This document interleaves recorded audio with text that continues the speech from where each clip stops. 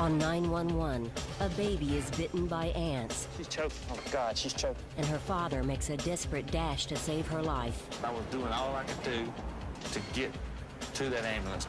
I've never prayed so hard in my life.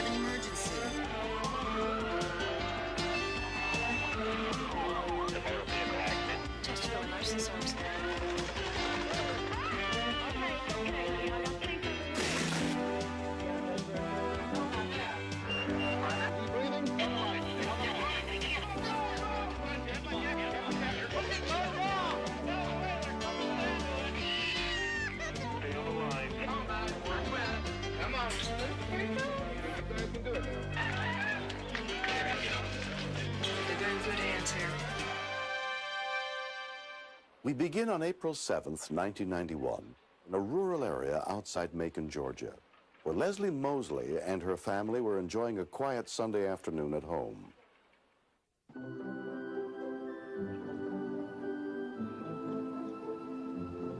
We're a very close family. We very rarely go anywhere without the kids. We just play in the yard with the swings and have picnics, and just, our kids are our life. While Leslie watched her son and 16-month-old daughter Tony in the yard, her husband Ken was inside with a friend. Me and my buddy John and Matthew were in the house watching television. We were just kind of kicked back. It was a pretty day. Tony, go swing with Daniel. Tony can do anything that her 3-year-old brother can do. She keeps right up with him. She's tough. We live in the country and have to watch out for bees and insects and spiders and everything, and she never cries when she gets bit. I don't understand why, because I know it hurts.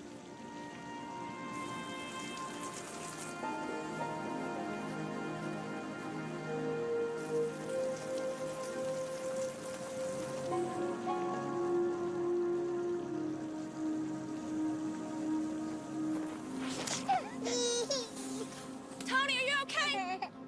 She fell down, hands first in the ant bed. And she didn't cry, but she sort of whimpered. Okay, baby.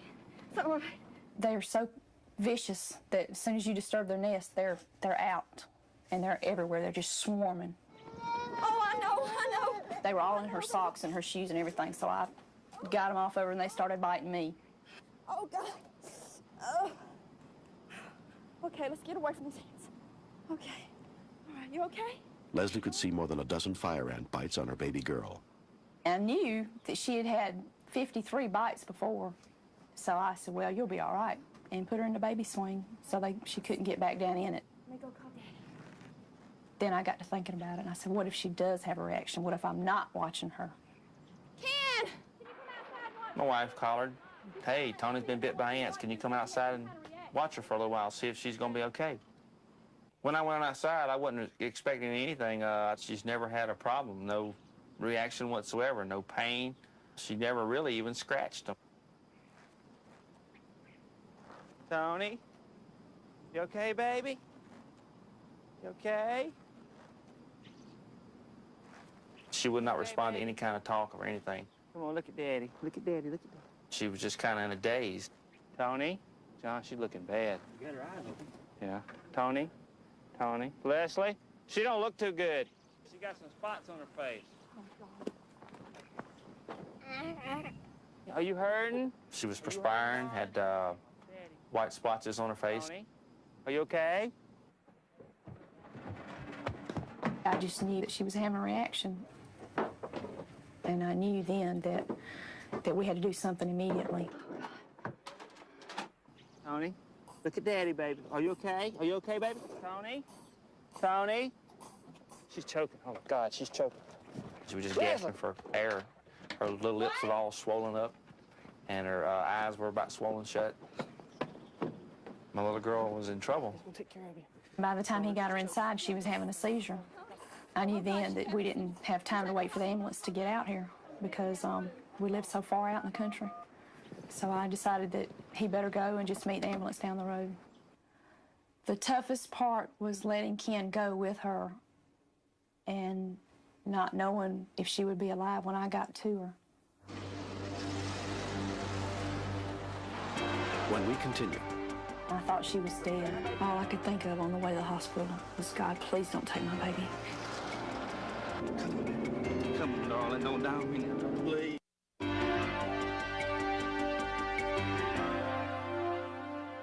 After suffering more than a dozen fire ant bites, 16-month-old Toni Mosley developed a violent rash and began seizing and gasping for air. Her father put her in the car and headed for the hospital, while her mother, Leslie, called 911.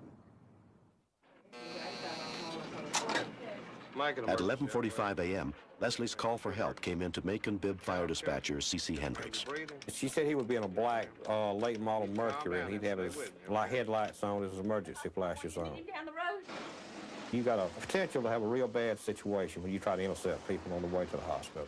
Because those few minutes, he could have an accident, and so you don't want to miss him. Man 9, go ahead. Paramedic Keith Souls and his partner were sent to intercept Ken's car.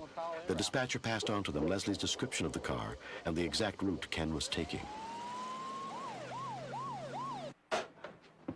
It's just horrifying. There's no way you can prepare yourself. I had no idea what was going on in that car. Come on, darling. Come on, baby. It's gonna be okay. I was trying to drive one hand and keep her alert. I didn't know if it would do any good. I was just trying to keep her mind on something around her, you know, to keep her alert to where she would try to breathe. And I was hustling. We were concerned that the child's airway would swell to the point that it would be completely closed up and that it wouldn't be able to breathe. People die from allergic reactions quite frequently, from ant bites, wasps, a lot of different things. Leslie headed for the hospital as quickly as possible, following the same route her husband had taken. All I could think of on the way to the hospital was, God, please don't take my baby. You can never replace a child. Even if you had another one, it wouldn't be the same.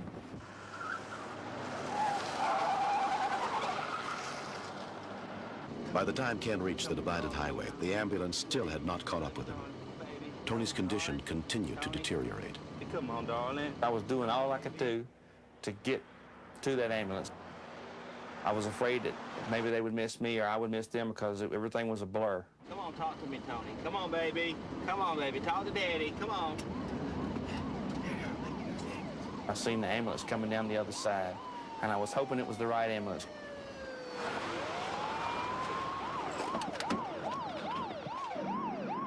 From the location that the call originally came, we had no idea where along the route that he would meet us.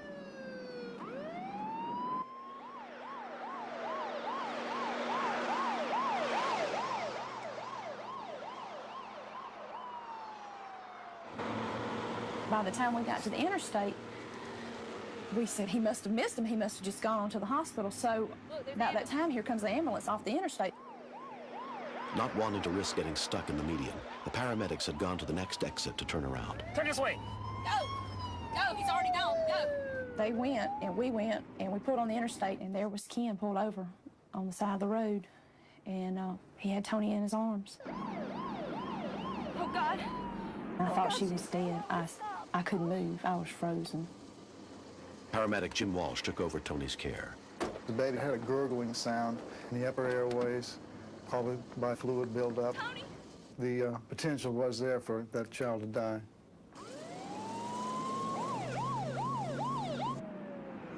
The child was trying to cry, but was in a respiratory state where it really couldn't. It was having to concentrate its total effort on breathing. Please, baby, breathe. Okay, sound a little bit better upper airway. After suctioning Tony's airway, Jim radioed ahead to Coliseum Medical Centers to alert them about her condition. The trauma team there was headed by Dr. Tim Graves. Graves, the baby's here. Her condition was sort of at the break point, if you will, where she was either going to get better or get worse fairly quickly. The main objective initially was to improve the oxygen flow to her vital organs by giving her supplemental oxygen and to begin reversing the allergic reaction with medicine called epinephrine, or some people know it as adrenaline. I couldn't even get near her because there were 5 or 6 people working on her. I've never prayed so hard in my life. Just keep the updraft going.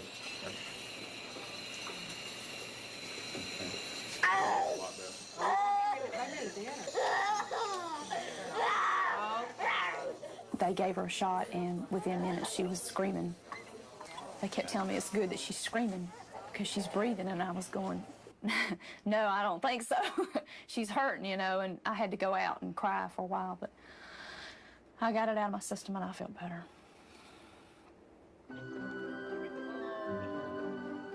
It's been a month since the incident.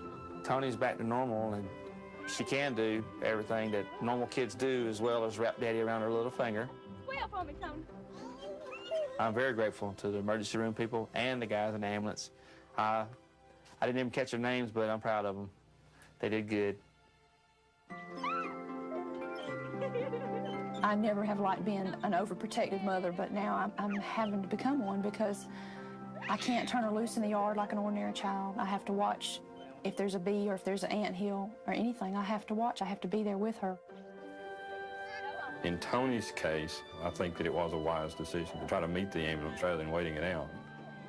The entire allergic reaction can go from start to finish in a very devastating end in a matter of a few minutes. If Tony is ever bitten or stung again by a fire ant, bee, or wasp, she could suffer an even more deadly allergic reaction. So her parents now carry with them a medical kit that contains epinephrine, the same drug given to her at the hospital. If she's with me, it's in my purse. If she's at my mother-in-law's, I leave it there, but have epinephrine and we'll travel. She should grow up okay. She's playful and spunky and smart and wild, and she gives her brother a hard time. I guess the best thing that came out of it was knowing that you can maintain your cool when you know you have to, when you know your child's life depends on you. Your child's life is precious. Give Daddy a kiss. Kiss Daddy, kiss Daddy. Kiss Daddy.